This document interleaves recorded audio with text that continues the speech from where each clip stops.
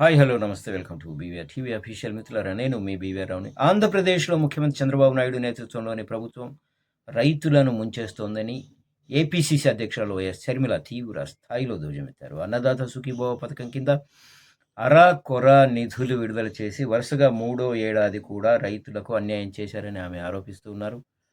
రాష్ట్ర ప్రభుత్వం జూన్ 20న అన్నదాత సుఖీభవ పథకం కింద మొదటి విడత ఆర్థిక సాయాన్ని రైతుల ఖాతాల్లో జమ చేసింది. పీఎం కిసాన్ పథకం నిధులతో కలిపి సుమారు 46.86 లక్షల రైతు కుటుంబాలకు ఈ ప్రయోజనం చేకూరింది.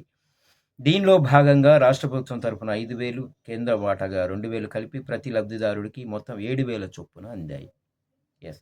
ఈ నేపథ్యంలో సోషల్ మీడియా వేదికగా స్పందించిన షర్మిల ప్రభుత్వాన్ని తీవ్రంగా తప్పుపట్టారు. రాష్ట్రంలో దాదాపు 60 లక్షల మంది అర్హులైన రైతులు ఉండగా కేవలం కొంతమందికి మాత్రమే నిధులు కేటాయించారంటూ ఆమె ఆక్షేపణ వ్యక్తం చేశారు. ఎన్నికల ముందు ఇచ్చిన పెట్టుబడి సాయం, కనీస మద్దతు ధర, పంటల బీమా వంటి వాగ్దానాలను అమలు చేయడంలో ప్రభుత్వం విఫలమైందని ఆమె తీవ్రంగా విమర్శిస్తూ ఉన్నారు. మరి చంద్రబాబు నాయుడు గారు